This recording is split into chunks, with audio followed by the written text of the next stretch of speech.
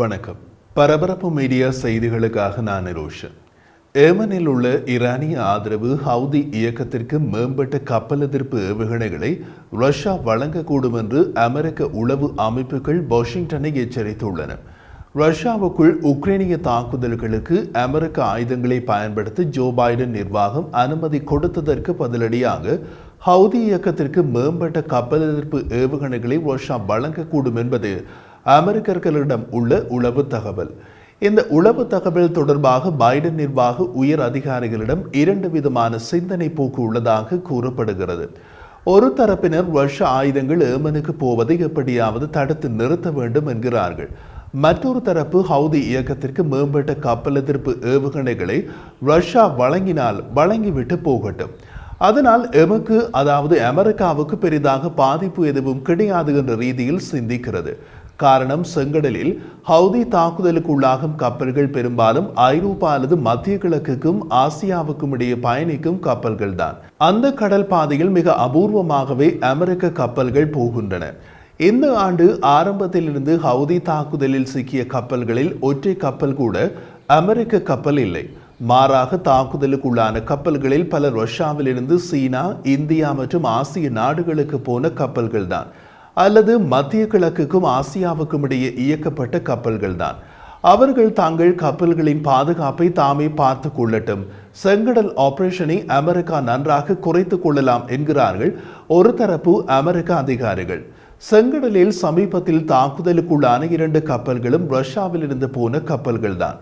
ஒன்று கச்சா எண்ணெய் கொண்டு போன கப்பல், மற்றது வெஜிடபிள் ஆயில் ஏற்றி சென்ற கப்பல் என்பதை அவர்கள் சுட்டிக்காட்டுகிறார்கள். இந்த மனநிலைக்கு காரணம் சமீபத்தில் அமெரிக்க மத்திய கட்டளை தளம் சென்காம் பென்டகோனுக்கு கொடுத்த ஒரு உளவு அறிக்கை என்கிறார்கள். செங்கடலில் வர்த்தக கப்பல் போக்குவரத்து மீதான ஹவுதிகளின் தாக்குதல்களை தடுக்க இப்பகுதியில் உள்ள அமெரிக்க இராணுவ நடவடிக்கைகள் போதிய அளவு இல்லை என்றும் அதற்கு பெரிய அளவிலான அணுகுமுறை தேவை என்றும் மத்திய கிழக்கு நடவடிக்கைகளுக்கு பொறுப்பான அமெரிக்க சென்காம் தளபதி ஜெனரல் எரிக் குரில்லா சமீபத்தில் அமெரிக்க பாதுகாப்பு செயலாளர் லாய்ட் ஆஸ்டினுக்கு ஒரு உளவு அறிக்கை கொடுத்துள்ளார் என்கிறது வாஷிங்டன் போஸ்ட் பத்திரிகை. இதற்கு பென்டகோன் தயாராக இல்லை. செங்கடலில் எமக்கு பாதிப்பு இல்லை என்ற நிலையில் நாம் எதற்காக அங்கு அதிக செலவு செய்ய வேண்டும்? யாருக்கு பாதிப்போ அவர்கள் செலவு செய்யட்டும் என்று விட்டுவிடலாம் என்கிறார்கள் சில அமெரிக்க அதிகாரிகள். அதனால் காசாவில் பாலஸ்தீனியர்களுக்கு ஒருமைப்பாட்டை காட்டும் விதத்தில் செங்கடலில் 8 மாதங்களாக கப்பல் போக்குவரத்தை தாக்கி வரும் ஈரானிய ஆதரவு ஹவுதிகளுக்கு மாஸ்கோ ஏவுகணைகளை வழங்குவதை தடுக்க வெள்ளை மாளிகை பெரிதாக முயற்சிக்க போவதில்லை என்று கூறப்படுகிறது. ஏமனில் இருந்து ஏவப்பட்டதாக இஸ்ரேலிய ராணுவம் கூறிய ஆளற்ற விமானம் டெல் அவீவ் மீது தாக்குதல் நடத்திய போது ஹவுதி அச்சுறுத்தல் வெளிச்சம் போட்டு காட்டப்பட்டது. அப்படியான தாக்குதல்களை தடுக்க அமெரிக்க கடற்படை கப்பல்கள் உதவலாம். அதை தவிர செங்கடல் நடவடிக்கைகளை கணிசமாக குறைத்துக் கொள்ளலாம் என்று வாதிடுகிறார்கள் சில பென்டகோன் அதிகாரிகள். மாஸ்கோவின் ஏவுகணைகளை ஏமனுக்கு மாற்றுவதை தடுக்க பைடன் நிர்வாகத்திற்கு 2 வழிமுறைகள் உள்ளன. ஒன்று, ராஜதந்திர முயற்சி. ஹவுதிகளுக்கு ஆயுதங்களை வழங்குவதில் ஈரானுடன் சேர வேண்டாம் என்று ரஷ்ய ஜனாதிபதி விளாடிமிர் புட்டினுக்கு ஏதோ ஒரு விதத்தில் அழுத்தம் கொடுக்கலாம். அல்லது அந்த ஆயுதங்கள் ஏமன் சென்றடையாமல் தடுத்து நிறுத்துவது. ஏமனுக்கு ஆயுதங்கள் போவதென்றால் அது கடல் மார்க்கமாகவே போக முடியும். அதை தடுப்பதற்கு அதிக எண்ணிக்கையிலான அமெரிக்க கடற்படை கப்பல்களை அந்த கடல் பகுதியில் ரோந்தில் ஈடுபடுத்த முடியும். அது அதிக செலவு பிடிக்கும் விஷயம். ஏமனில் இராணுவ ஆதரவை வழங்கும் மாஸ்கோ திட்டமிட்டிருக்கலாம் என்ற உளவுத்துறையின் அறிக்கையும் அமெரிக்க மத்திய கட்டளை தளத்தின் தலைவர் ஜெனரல் எரிக் குரில்லாவின் எச்சரிக்கைகளும் இதை தடுத்து நிறுத்த வெள்ளை மாளிகை போதுமான அளவு செயற்படுகிறதா என்ற கேள்வியை சில அமெரிக்க ஊடகங்கள் எழுப்பியுள்ளன. அந்த கேள்விகளுக்கு பதில்தான் அமெரிக்காவில் அதிக ஆர்வம் கிடையாது என்று மற்றும் ஒரு கோணம்.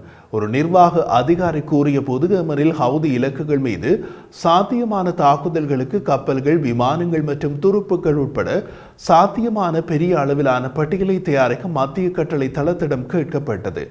ஏமனில் ஹவுதிகளின் பெரிய ஆயுத சேமிப்பு வசதிகளை தாக்குவது, ஹவுதி தலைவர்களை குறிவைப்பது மற்றும் ஓரளவு அதிக சாத்தியமான உயிரிழப்பு எண்ணிக்கையுடன் இலக்குகளை தேர்ந்தெடுப்பது உட்பட வர்த்தக கப்பல்களை சிறப்பாக பாதுகாக்க ஒரு பட்டியல் தயாரித்து பென்டகோனிடம் கொடுக்கப்பட்டதாக அமெரிக்க அதிகாரிகள் கூறுகின்றனர். அதற்கு அந்த பிராந்தியத்திற்கு குறைந்தபட்சம் 2 விமானம் தாங்கி கப்பல்களை அனுப்ப வேண்டும் என்பது உட்பட சென்கோம் தயாரித்த பட்டியல் பல பில்லியன் டாலர் செலவை அமெரிக்காவுக்கு ஏற்படுத்தும். அதனால் அமெரிக்காவுக்கு ஏற்படக்கூடிய பலன் அதிகம் இல்லை. இதுவரை ஹவுதி தாக்குதல்களில் குறைந்தது 30 கப்பல்கள் சேதமடைந்துள்ளன, 2 மூழ்கி உள்ளன, ஒன்று அதன் மாலுமிகளோடு ஹவுதிகளால் சிறைப்பிடிக்கப்பட்டுள்ளது. மூழ்கிய மற்றும் சிறைப்பிடிக்கப்பட்ட கப்பல்களில் ஒன்று கூட அமெரிக்க கப்பல் இல்லை.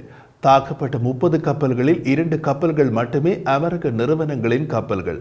அதுவும் கடந்த ஆண்டு நடந்த தாக்குதல்களில் 2 அமெரிக்க கப்பல்கள் சேதமடைந்தன. அதன்பின் அமெரிக்க கப்பல்களுக்கு அந்த கடல் பாதையை பயன்படுத்த வேண்டாம் என்று கூறப்பட்டு அமெரிக்க கப்பல்கள் செங்கடலுக்கு போவதே இல்லை.